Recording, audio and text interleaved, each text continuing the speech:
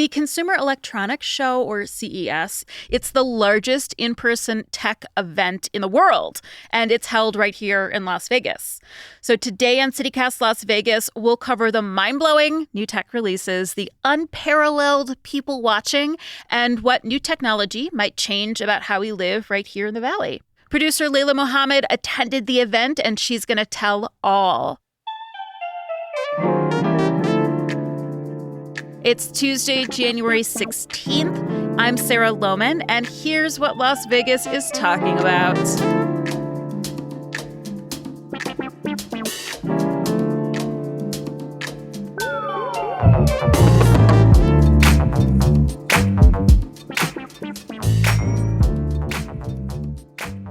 Layla, hello.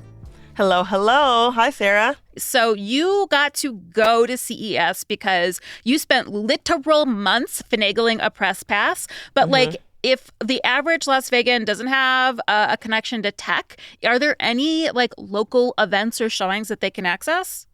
No. That's the short end of it. Yeah, no.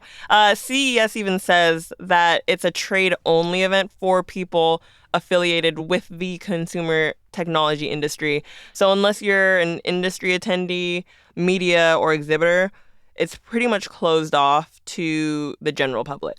It's crazy to me because we do see so much press come out of CES. Like, a friend of mine did food selling for Martha Stewart. I'm unclear what Martha Stewart was debuting, but she was there. There's major media coverage, but it's so inaccessible to the average Las Vegan. Yeah, a lot of influencers end up going. I saw Vegas Starfish was invited by this home lighting company, and she talked about their lighting rigs and what they were showing at CES. So that's how a lot of media and a lot of press gets out about CES, I think. And it's very cool. It's cool to see what new tech is coming out of this huge conference. But yeah, if you're a local Las Vegan who has nothing to do with the industry and just wants to see what it's about,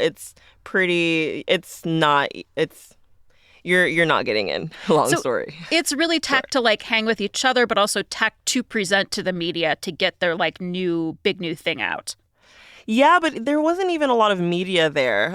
For me, it was even hard to get my media pass approved. I started the process in November, went back and forth with their email team, trying to get my registration confirmed. And I had to actually get it confirmed on site at the convention center. And to give you a little context, 57% of the registered attendees are senior level employees, like presidents, C-level executive directors. So a lot of it is for people who are in the industry, who are going to use the tech, buy the tech, promote the tech.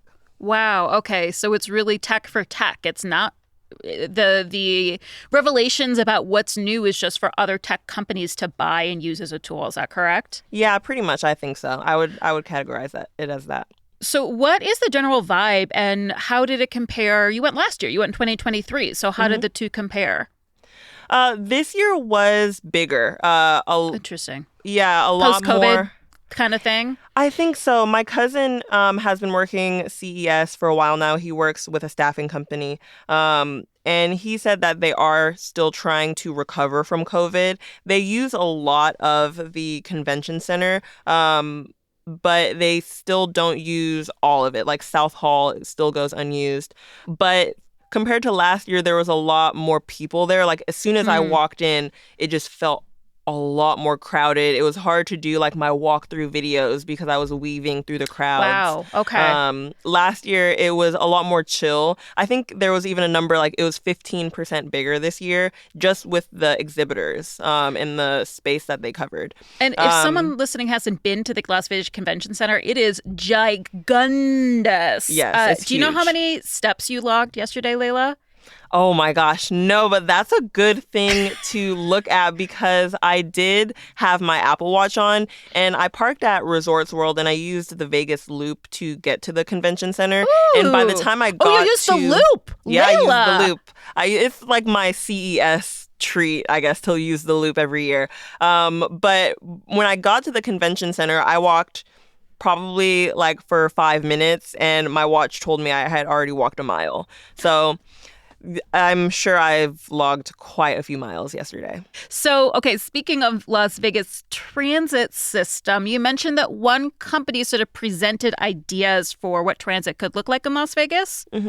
Yeah, this was LG. They had a huge exhibit. Very cool. This was a small part of their exhibit, and it was under commercial solutions.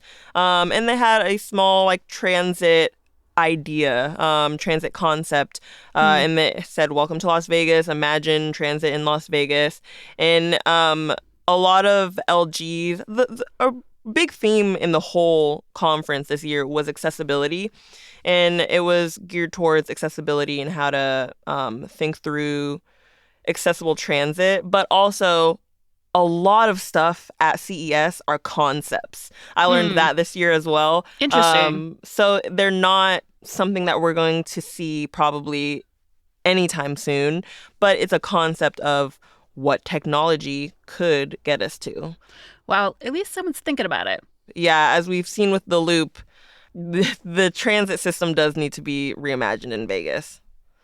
It's good to see someone is thinking about it. I mean, in the lines of concepts, I know that like artificial intelligence and like ethics around that was another big theme. Yeah. And specifically with the recent culinary workers like almost strike, there's been a lot of talk about how AI might be replacing like service workers and robots too. So like what were some of the like ethics conversations around that? Yeah, I attended one panel about AI and the future of jobs. And one of the panelists mentioned that she thinks that AI should not be left alone without a human accompanying it. So if there is an AI robot or an AI system, that there should be a human accompanying it. I'm thinking of like my visit at the Sphere. When you go and you talk to Aura, there's two human kind of helpers accompanying her. And so that was the idea around that was one of the ideas presented in the panel around AI, but there was AI everywhere and robots everywhere at the convention. There was definitely some service robots that we see in Vegas already. At Town Square, there's a Korean barbecue restaurant, Master Kim's, that uses robots for their servers. So the robot will walk you to your seat and bring you your food.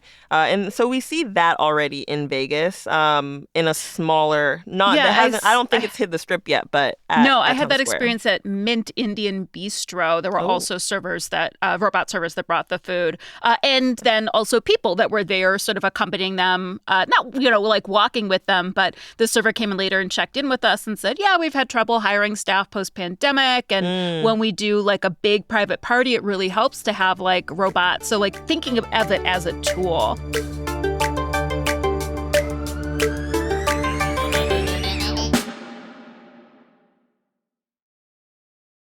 Why was it proposed that AI needs a chaperone? They were talking about the jobs that can be replaced with AI, like customer service roles or that's so irritating. They talked about like servers and the smaller tasks, but one of the panelists pushed back and said, well, I don't think she didn't think that they should fully replace them and that they need a human kind of accompanying them. Sure. For like any of the AI systems, they shouldn't just run rampant on their own. Listen, anytime I've encountered AI customer service, like my problem isn't listed. Like it's always the most frustrating, like circular conversation, right? Yeah, it's not as efficient as talking to a person. Personally, I hate robot customer service. I'm me like too. waiting, like, how do I get to the human? I'm pressing 0 until I can get to a human. Yes, I have one question. This is taking so long. Yeah. Totally. So are there areas of like the Las Vegas service industry that you could see like more AI or robots working in like spaces on the Strip?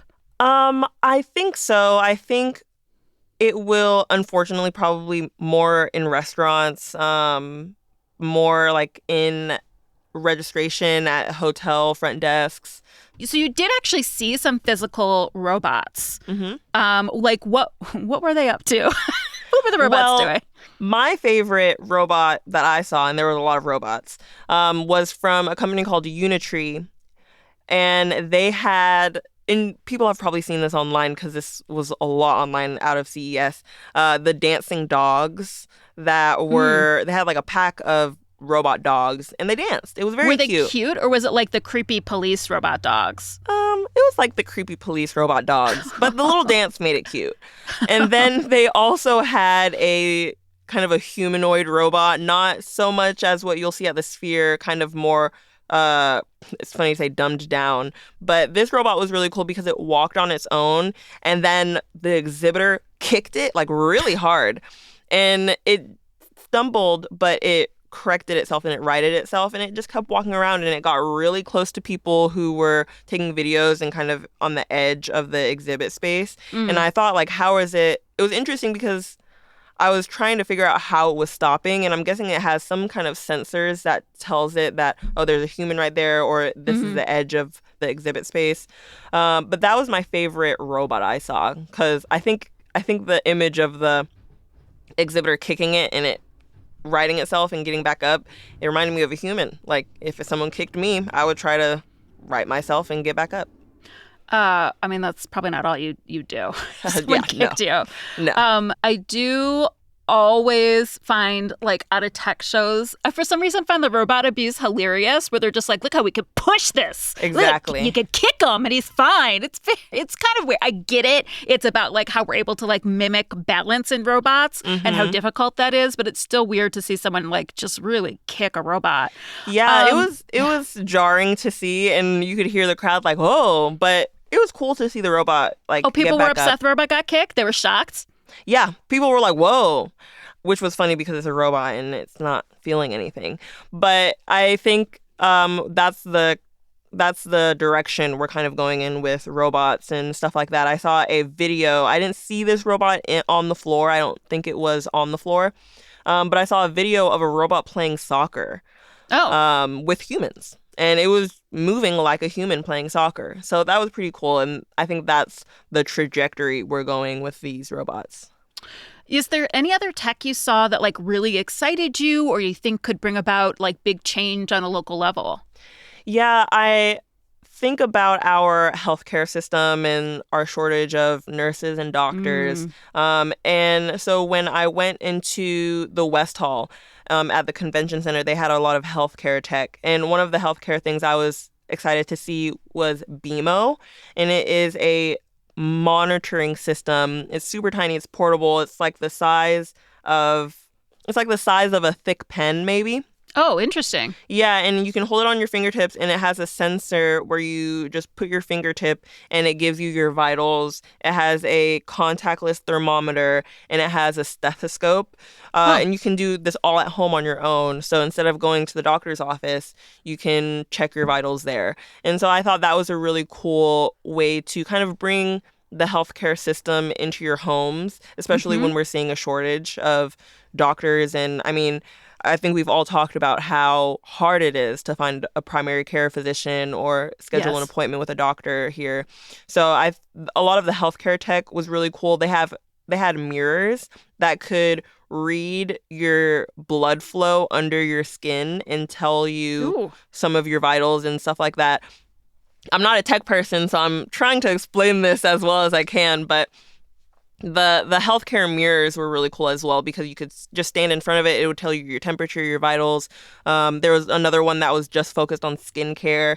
So a lot of those things that were aimed at healthcare specifically, thinking about the healthcare in Las Vegas, I think if we could get those into our community, that would be a huge help. But obviously, there's cost measures and things that kind of restrict getting this out to a lot of community members. Sure. I mean, hopefully it's something that could be eventually covered by insurance because, of course, with, the baby boomers are a huge generation and they are getting older. Yeah. And so we're going to see some huge shifts in the medical industry and hopefully in the tech industry to reflect that change, too. Exactly. And that's what a lot of, like I said, accessibility was a big theme this year. It seemed to be with cars, other tech. A lot of it was about making life more accessible. Accessible how?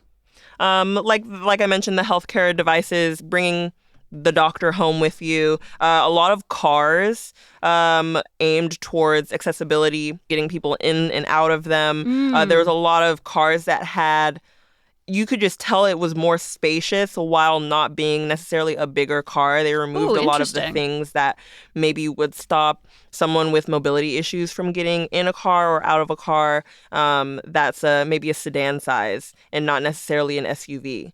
So those were really cool. A lot of the cars are always a big spectacle at CES. And this year especially, I think it was actually LG had a car that was all about accessibility, and it was Able. It was called Able. Like I said, getting in and out of it, and just like kind of a more intuitive design. I mean, of course, that's one of the dreams of autonomous vehicles, too, is that we won't necessarily have to own a car. It can come get us, that they are accessible, that, anyone can be driven anywhere without having to need to drive themselves, too. Yeah, exactly. Any other things that impressed upon you? I'm always looking for things that I use personally.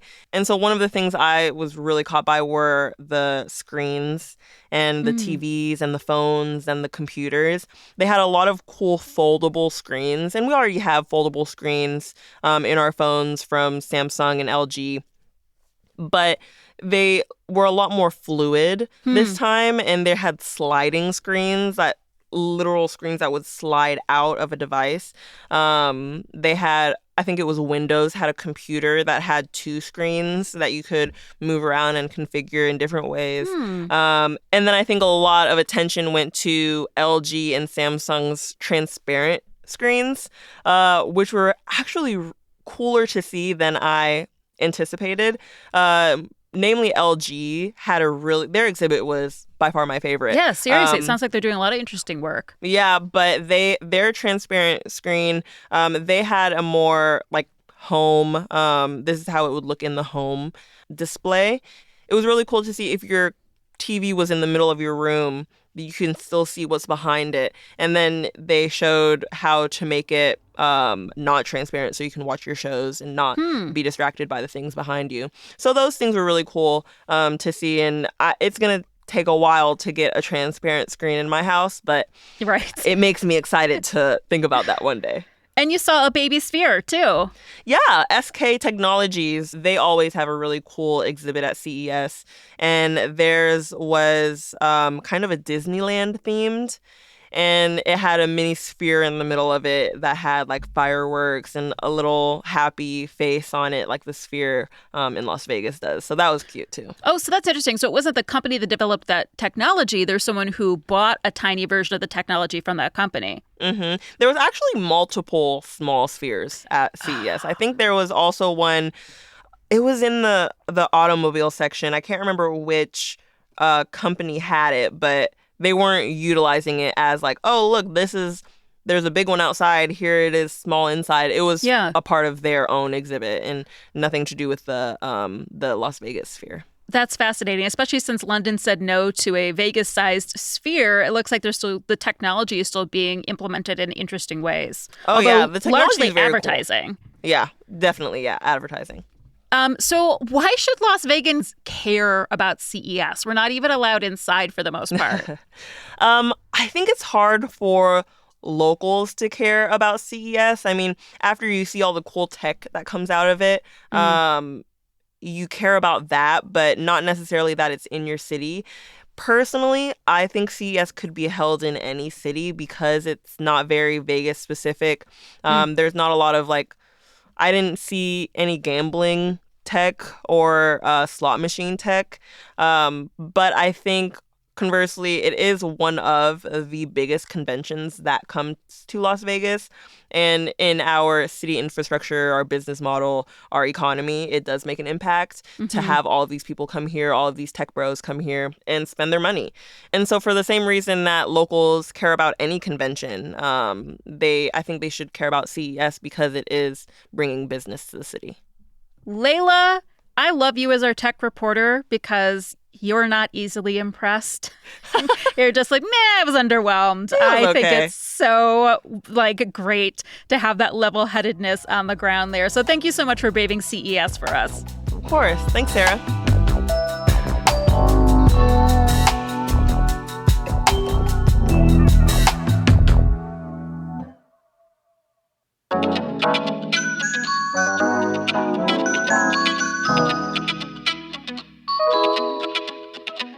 And that's all for today here on CityCast Las Vegas. If you enjoyed this episode, share it with a techie friend and then subscribe to our daily newsletter, Hey, Las Vegas. We'll be back tomorrow morning with more news from around the city. Take care.